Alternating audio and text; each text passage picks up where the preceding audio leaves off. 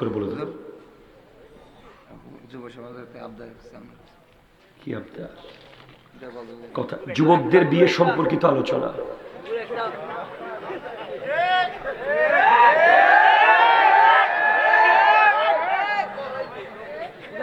মুরব্বীরা কি বলে বলবো? আল্লাহ তৌফিক দান ফলাইন আশা করতেছে। কোন না, আমি তো কম বিয়ে করাইবেন নি কম। মুরব্বীরা যদি বিয়ে করাবে বলে তাহলে বিয়ে নিয়ে বিশাল তুখর মেধাবী আলোচনা আছে, ঠিক কিনা? কথা জোরে বলে। আগে মুরব্বীদেরকে বলতে হবে বিয়ে করাবে কিনা। করাবেন না? এই তো মুরব্বী একজন কইছে করাবে। আল্লাহ কবুল করুক, আমিন বলেন। আমাদের যুবকদের বিয়ে থেমে আছে কেন? তার মধ্যে তিনটা কারণ। একটা হলো সরকারি চাকরি নেই। আস্তে, এত এসকে যাওয়া যাবে না, একটু একটু কন্ট্রোল। এক নম্বরে সরকারি চাকরি, দুই নম্বরে এখনো বাড়ি বানাইতে পারি নাই,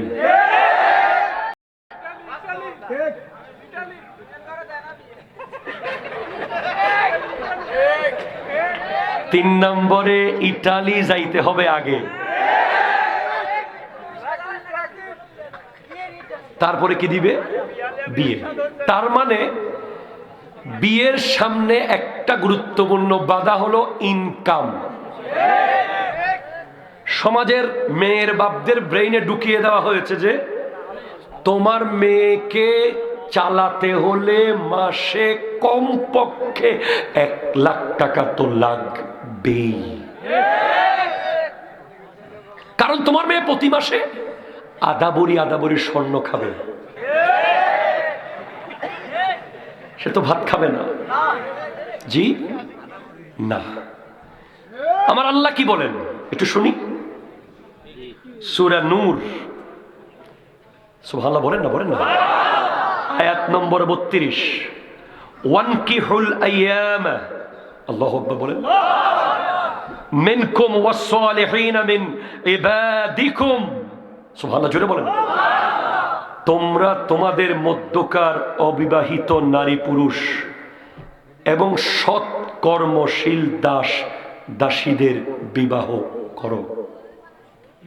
দাস দাসী তো এখন নাই, বাস অবিবাহিত নারী পুরুষ, নারীরা অবিবাহিত পুরুষকে, পুরুষরা অবিবাহিত নারীকে বিয়ে করো।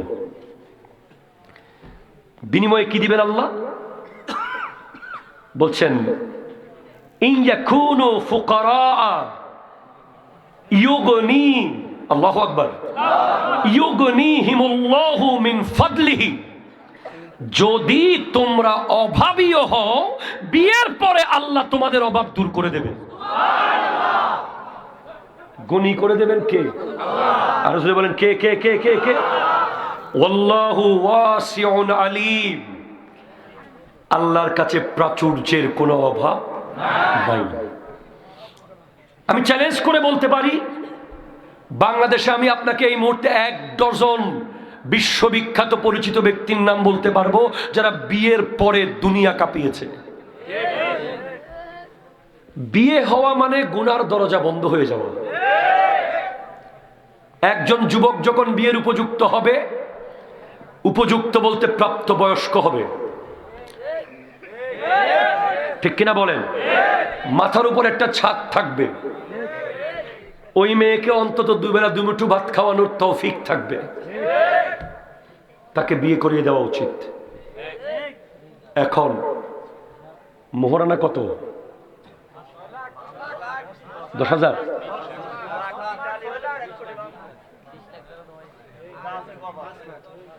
বিয়ের সর্বনিম্ন মোহরানা হলো 10 দিরহাম। সুবহানাল্লাহ, হয় তাই? কয় দিরহাম? 10 হলো সর্বনিম্ন মোহরানা, এবং এর চেয়ে বেশি দিলে মোহরে ফাতেমি 500 দিরহাম। কিন্তু বর্তমানে মোহরানার ব্যবসা চলছে। নবীর সুন্নাহর মতো এত মজবুত, এত আজিম শান একটা বিয়েকে আমাদের সমাজ অন ইসলামিক কোরআন সুন্নাহ বিরোধী কালচার মতবাদ ঢুকিয়ে দিয়ে কঠিন করে ফেলেছে। এরপরে আপনাদের এদিকে যৌতুক কি আছে? ফার্নিচার খোর,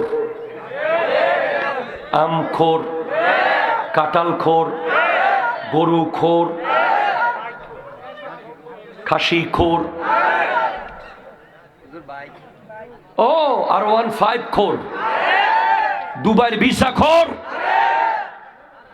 সব কিছু মিলিয়ে এগুলোর সাথে ইসলামের কোনো সম্পর্ক নাই। মেয়ের বাবাকে ইমোশনাল ব্ল্যাকমেইল করে অলরেডি তিনি কর্জ করে ঋণ করে তার মেয়েকে বিয়ে দিয়েছে।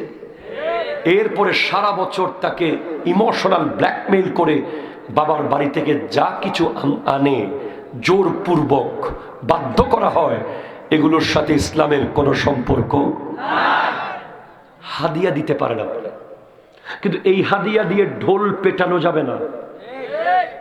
আপনি পয়সাওয়ালা আপনার মেয়েকে দিয়েছেন, পাশের বাসায় এফেক্ট পড়ে, ওরা উদাহরণ দিয়ে দেয় অমুক দিতে পারছে তোমরা কেন পারো না।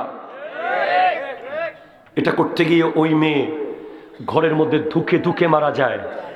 আজকের দিনে অসংখ্য কম বয়সী নারীরা দেখবেন আপনি হয়তো ব্লাড প্রেশারের রোগী হয়ে গেছে, অথবা ডায়াবেটিসে আক্রান্ত, অথবা তাদের বিভিন্ন রোগ, কারণ তাদেরকে বিভিন্ন কম বয়সে ইমোশনাল ব্ল্যাকমেইল করা হয়।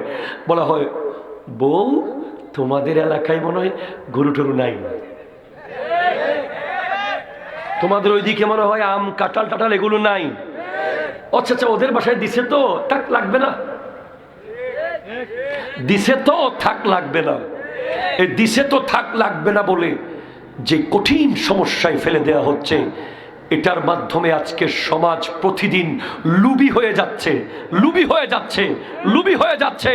আবার জাহিলি যুগ ফেরত আসতেছে, মেয়ের বাবারা মেয়েদেরকে কবরে পুঁতে ফেলবে। কারণ ভালো ছেলেকে বিয়ে দিতে হলে তো অনেক টাকা লাগে। আবার ছেলেদের ক্ষেত্রেও ছেলেরা কয়দিন পরে বিয়ে টিয়ে না করে পাহাড়ে চলে যাবে, কারণ জেনা হয়ে গেছে সহজ, বিয়ে হয়ে গেছে কঠিন। ঠিক কিনা? আমার নবীর এক সাহাবা, আমার নবীর সামনে বসা এক নারী এসে বলে, ইয়া রাসূলুল্লাহ আমি আপনাকে শাদী করতে চাই।